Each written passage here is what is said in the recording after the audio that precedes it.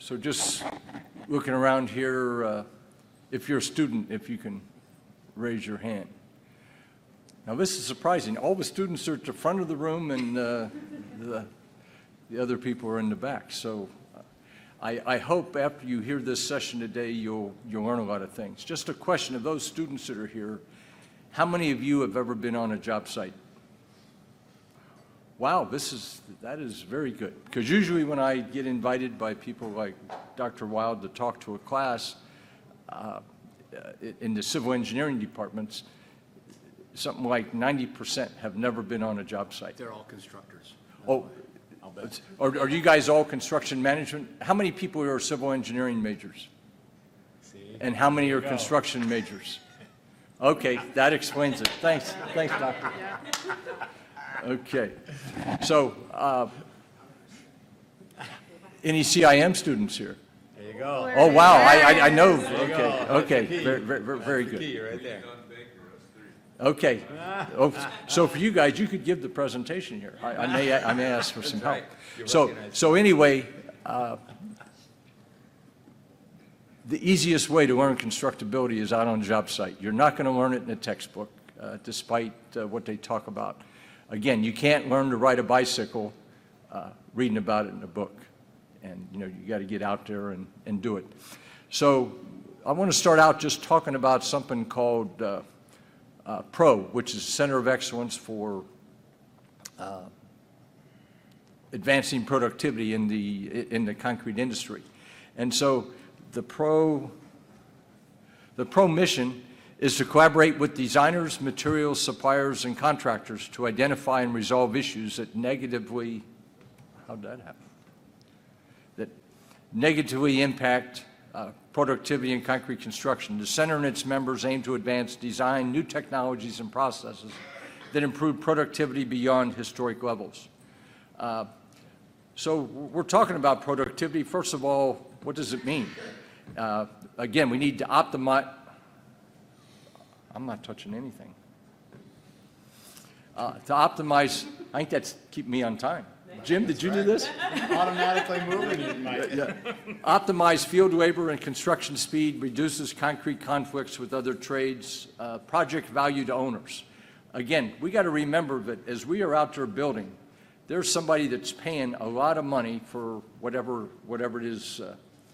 Kayla, if it's a data center, if it's an office building, whatever it is that we're building, or a house for somebody, they're spending some hard-earned dollars. And we want to make sure that they get the value that they want. And then the number of RFIs. We were in a session yesterday where some surveys have been done about the quality of the drawings that are out there. And so if we can reduce the number of RFIs and design changes, it's a good thing. Constructability. That was, again, one of the things we talked about. And this is what PRO has come up with. The effective and timely integration of construction knowledge into the conceptual planning, design, construction, and field operations of a project to achieve the overall project objectives in the best possible time and the accuracy at the most cost-effective levels. That's what Construction Industry Institute at the University of Texas is what they have come up with, and it's something that they've worked on for a number of years. PRO, we have taken that and made it a little less words. Its constructability is the effective integration of construction knowledge into the planning and design of a project to optimize construction costs, schedule, and maximize the value to the owner. So I'm going to pass this around. I said you can't learn about constructability in a book, but there are some resources that will help you so when you get out on the job you can see some of these things. But PRO has a constructability blueprint. This is just hot off the press, and if you take just a picture of this, it'll get you to a picture of the QR code. You can have your own copy of this constructability blueprint. It is free. I would recommend it to everybody in the room, whether you're a student or whether you've been in the business for 40 years. There's stuff in there that you can learn. And It's written by, well, the two main authors of the thing, Phil Dekemper in the back, who is the executive director of Pro, and Rex Donahue on the ACI staff. And again, there's several people in the room that have helped contribute and edit what this is. But it is very, very good. If there's just some of the first section, what some of the topics are. But again, we talk about why does this make sense? There's, again, we're trying to bring project costs down. And if we follow the principles of good constructability, we will find that. And again, the real key is what we will see is collaboration. If you take a look at, you've probably seen these slides before. Hopefully those of you in the construction classes have seen this slide. But early collaboration. And again, this is something that came out of Construction Industry Institute. This is not new. This study was done in 1986. So way before half this room was born. So, but basically you can see is,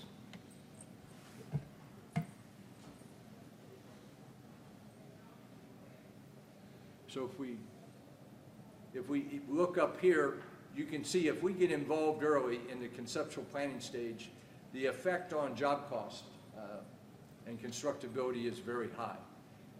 The longer we wait, if it's traditional just design, bid, build, again, the contractors, the concrete experts have very little option to influence what's going on. And so that's part of what we see here. Very low effect on costs. So again, collaboration is the key to getting involved early. And again, that involves the contractor, it involves the designer, the owner, because a lot of times these changes affects the owner also. So one of the things that Pro has, or ACI has done, is there is a concrete constructability certificate program. Has anybody here been online and taken this class? So this has been out there for about a year. It is very, a very high demand in terms of what's going on. There are several structural engineers across the country who do a very good job of taking other people's work. There's two ways to look at the design of a building. One is life safety. And again, in class, the engineering students, you learn all about 318 and all the code and making sure the building doesn't fall down, life safety. And then there's a constructability side. The constructability side gets talked about very little in class. And part of that is there's just not enough time for professors to teach the theories that are involved in doing that. We were involved in a project, parking garage, and literally there were 700 different beam sizes on this thing. Now again, from a life safety standpoint, absolutely no issues. But the job, surprisingly, or not surprisingly, came in way over budget and it had a schedule impact. We got a structural engineer involved that Baker brought to the table, and we were able, we cut that 700 down to about 70 different beam sizes, cut a whole bunch of reinforcing steel out. Again, the job cycled better. We cut 4 months and $5 million out of the budget. That was the effect that constructability had. So again, what we have to do is educate designers on some principles of constructability, and so that the whole construction team can reap the benefits of the constructability concepts. And so that's what's very important here. And so for those designers that didn't learn this in school, that's what this certificate program is about. It's all online, and you can go online and take a look at what it is. But again, this has been very much in demand, and I would encourage designers to take advantage of it. It is the intent of Pro that at some point, owners are going to start asking the designer, what are you doing about constructability? How many people on your staff are ACI, have the ACI certificate. Do you have anybody on your staff that has this? It's a little bit what's happened with the ACI finisher certification. There's now, some specs are written where 50% of the crew has to have an ACI finisher certification. And with that, over the past 20 years that program's been out there, the quality of finishing has increased as we have more talented certified finishers. Okay, now I'm going to get into Baker and some of what we have done from a Baker standpoint. And we have what we call the 5 Tours program. At Baker, we're a very hands-on company. And first of all, just a little bit, started at Baker in 1978. We started doing just, when I started, we worked in Southwest Ohio. We had 70 people. Today, we're one of the largest concrete specialty contractors in the country.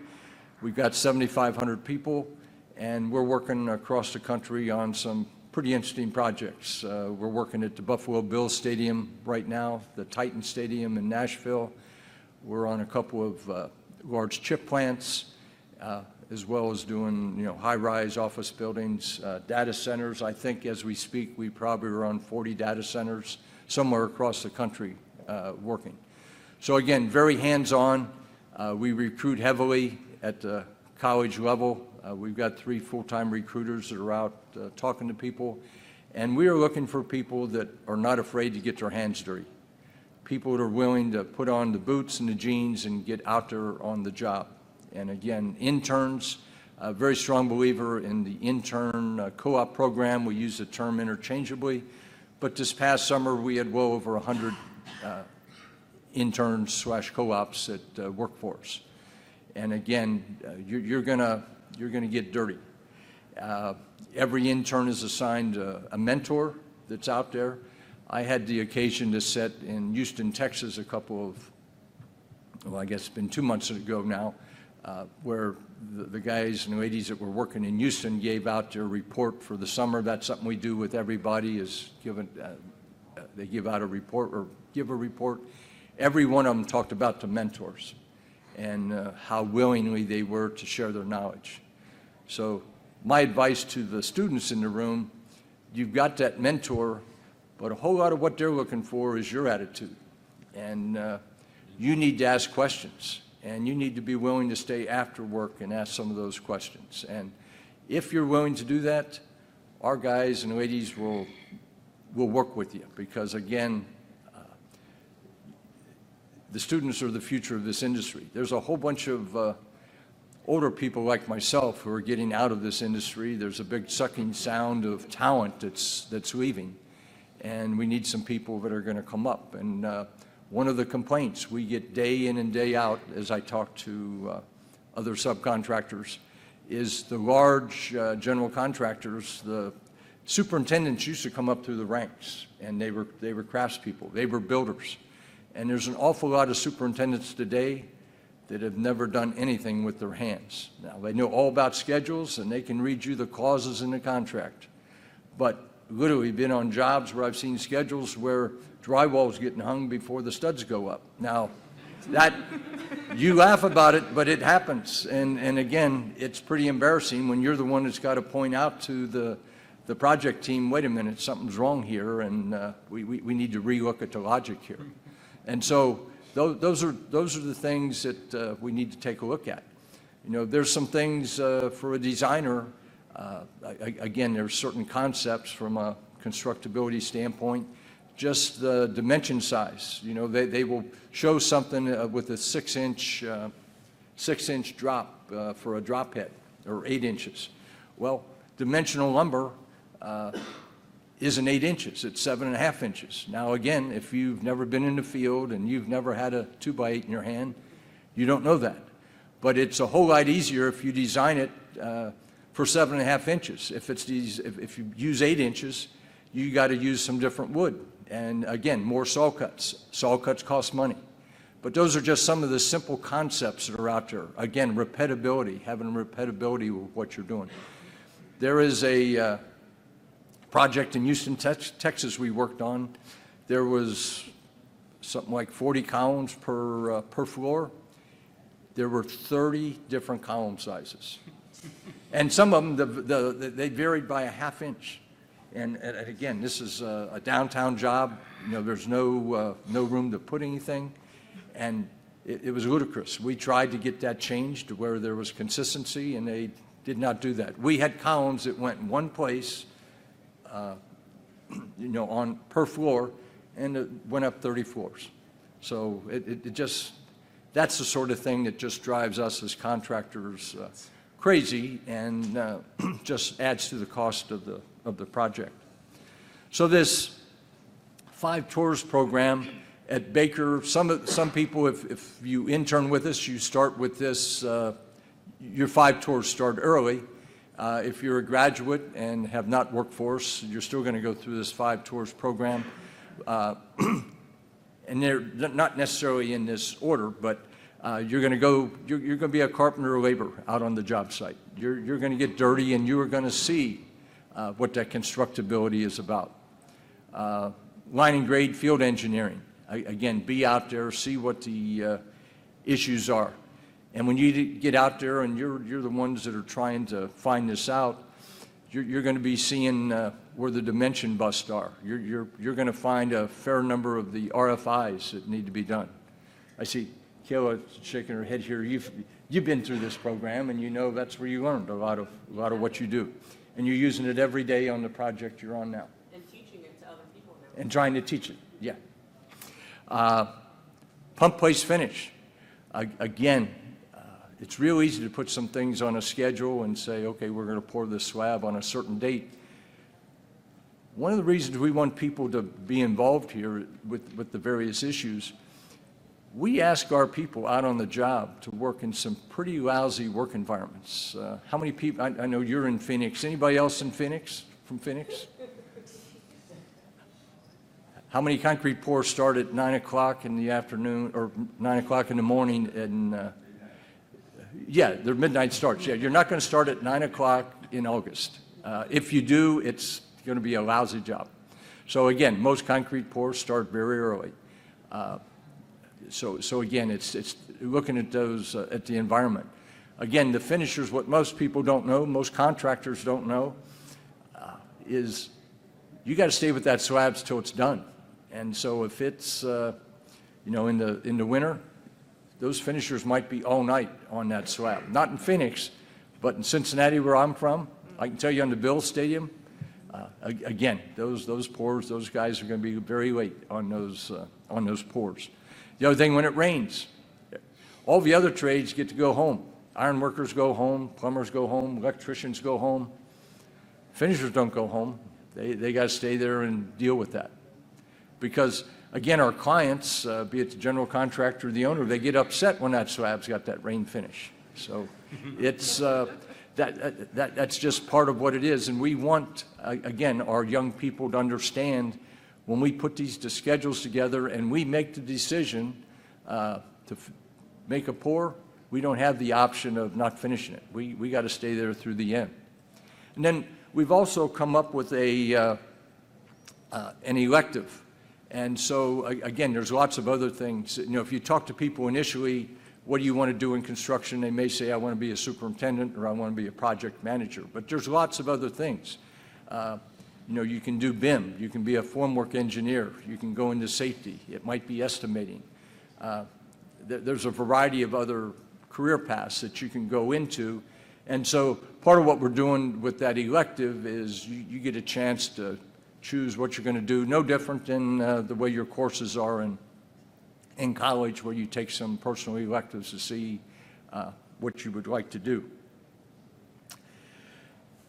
The next thing, this is just a piece of advice, and I learned this from a sage young man who spent his whole career in construction. So, Phil, thank you for this. But Phil worked for Seco for, he was at Seco what I am at Baker. His whole career was spent there. He was a senior vice president when he retired. But when he went out on jobs, he had a question he would ask: what are you struggling with? And you ask that of a craft worker or somebody on the job, and they will tell you. But again, you have to, if you ask the question, you better be willing to listen to the answer. But again, you're going to find out what the problems are. And again, sometimes it's the details. When I say details, the details on the drawings that they're trying to build to. It's real easy for that engineer to draw a line on his BIM model. It's another thing to build it on the job. And so a lot of times that's what they're struggling with. But the second part of this is, what are you most proud of? And again, we do a lousy job in this industry of giving out attaboys or attagirls. We tend to criticize. And so when you ask what you're most proud of, you're probably going to find out some things that person has done to overcome some of the challenges. It might be, again, it may have been an RFI that he sent into the engineer on a better solution, and he's very proud of that. It may be that he was very proud of a young intern and what he helped that young man or lady learn that particular summer.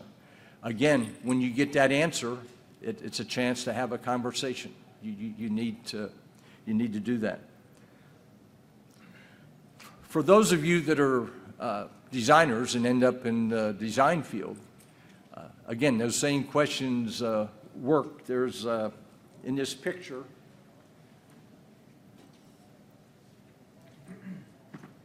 this is Kerry Kobzinski. I don't know how many of you know Kerry, but he was president of ACI several years ago. He runs a very successful structural engineering company up in Seattle. Their company works all over the country. But when I was ACI president back in 2017, Kerry invited me to come up and talk to the Washington Engineers group. It was done in conjunction with the local ACI chapter. And one of the things we did, we went out on a job site. And this is the point I wanted to make about asking people. The seismic details on the West Coast are, again, coming from Cincinnati where we don't have that issue, it was an eye-opener. As you look at what's involved with the code and all the rebar that's got to go in. And on this particular job, Kerry, there was some new rebar details that they were working with, trying to make it more constructible. But on this job, we stopped and we talked to the ironworker superintendent, who had suggested some of the changes. And Kerry and his project manager, Joe, both were talking to this ironworker superintendent. How's this working? What can we change? What can we do? At the time, I had never, ever seen a structural engineer come out on a job site and ask a rod buster or superintendent, how's this detail working? Had never seen that done. And again, you could just see this guy he was excited, and somebody was listening to what he had to say. So those of you that go into the design side, go out there and ask some of the people on the job what's working. Are there some details that I should be changing so we know that they work? So this was is there anybody in here from Conco? This was a Conco project that we were doing up in Seattle. I don't remember what it was, but again, it was very interesting looking at that interaction that was there.